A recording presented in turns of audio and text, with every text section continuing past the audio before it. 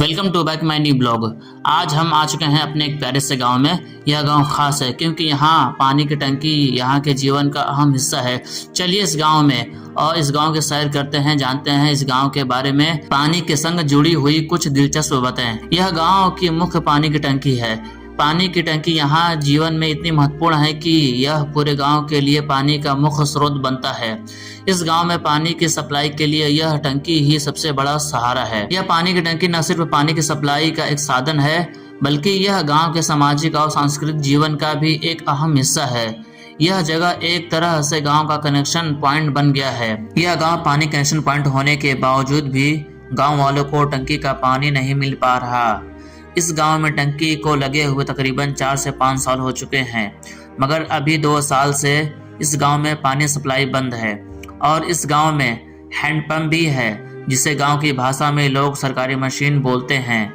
मगर नाले का निकास न होने की वजह से जो पानी की टंकी है और सरकारी मशीन का पानी भी बंद कर दिया गया है। सप्लाई पानी बंद करने के और भी कारण थे, मगर इससे यह नुकसान हो रहा था। सड़क पर सारा पानी जमा होता था, लोगों को आने जाने में बहुत समस्या हो रही थी। और इस गांव का नाले का पानी आज भी सड़क के किनारे और सड़क पर बहता है। चलिए अब हम गांव की तरफ चलते हैं। आज हम चलेंगे एक छोटे से गांव में, जहां की जिंदगी बहुत ही शांत और सरल है। यहाँ की प्राकृतिक सुंदरता, गांव वालों का रोजमर्रा का जीवन और ढेर सारी खास बातें हम देखेंगे। तो चलिए मेरे साथ इस सफर पर। जैसा कि आप देख सकते हैं, यह गांव हरे भरे खेतों से घिरा हुआ है। यहाँ की हवा ताज़ा और माहौल बेहद शांति भरा है। इस जगह का अपना एक इतिहास है और मुझे इसे आपके साथ शेयर करने का बेसब्री से इंतजार था। यह गांव लगभग कई हिस्सों में बटा है, जैसे महापुर, परवान, चकजाफरी, मालव। यहाँ के लोग ज्यादातर खेती बाड़ी में लगे हुए हैं और आपको अक्सर गाय, बकरियां और मुर्गे मुर्गियां खुली जगहों पर घूमते हुए दिखेंगे। यह जीवन एक सदियों भरा पुरानी परंपरा है जो आज भी कायम है। यहाँ के लोग धान, गेहूं, बाजरा, सरसों आदि फसल सब्जियां उगाते हैं। फसल का समय बहुत व्यस्त होता है।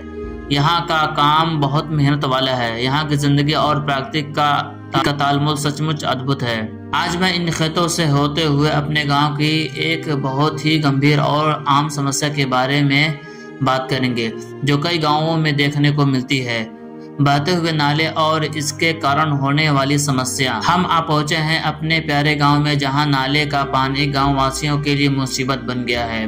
गांव का नाला जो लगातार बह रहा है, जैसा कि आप देख सकते हैं, नाले का पानी गंदा है और आसपास की गलियों में फैलने की वजह से यह स्वास्थ्य के लिए खतरा बन सकता है। यह नाला सिर्फ गंदगी और बदबू का कारण नहीं, बल्कि यह गांव वालों के लिए कई तरह की स्वास्थ्य समस्याओं का भी कारण बन रहा है। खासकर बारिश के मौसम में जब यह नाला ओवरफ्लो हो जाता है तो यह पानी गांव की गलियों और घरों में घुसने लगता है, जिससे लोग परेशान होते हैं। आप इस नाले के बारे में क्या सोचते हैं? यह गांव में रहने वालों के लिए कितनी बड़ी समस्या होगी? यह नाला हमारे लिए बड़ी मुसीबत बन चुका है, खासकर बारिश के दिनों में।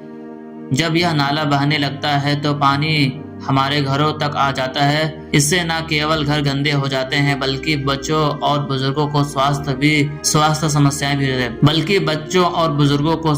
समस्याएं भी होती हैं।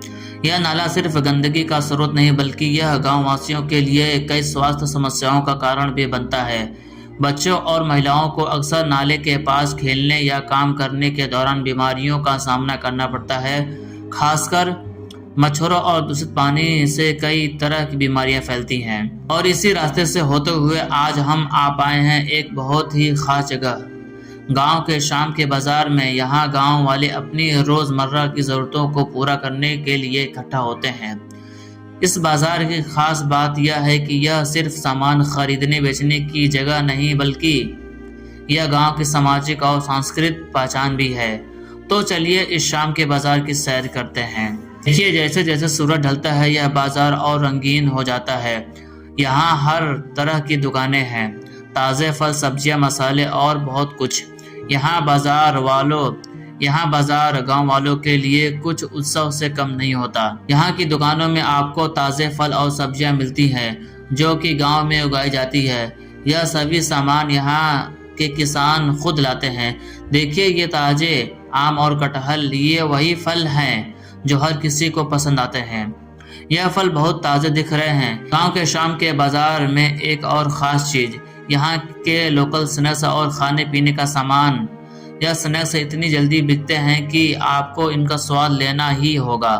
देखिए यहाँ क्या क्या है, पकौड़ी, समोसा और चाय की स्टॉल।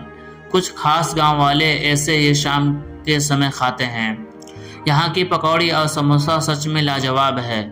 स्वाद ऐसा कि बार बार खाने का मन करता है। क्या आपको नहीं लगता कि ऐसे लोकल स्वाद ही असली होते हैं? यह बाजार सिर्फ खरीदारी की जगह नहीं बल्कि यह गांव वासियों का एक मिलन स्थल भी है। यहाँ पर कोई अपने दोस्तों परिवार के साथ वक्त बिताता है, बातें करता है और अपने दिन भर की थकान को एक दूसरे के साथ साझा करता है। यह माहौल सच में बहुत ख़ास है। इस ब्लॉग में हम आपके साथ बहुत कुछ खास पलों को शेयर किया। अगर आपको हमारा ब्लॉग पसंद आए तो कृपया लाइक और सब्सक्राइब ज़रूर करें ताकि और भी मज़ेदार कंटेंट ला सकें। आपसे फिर मिलेंगे अगले ब्लॉग में, तब तक के लिए धन्यवाद।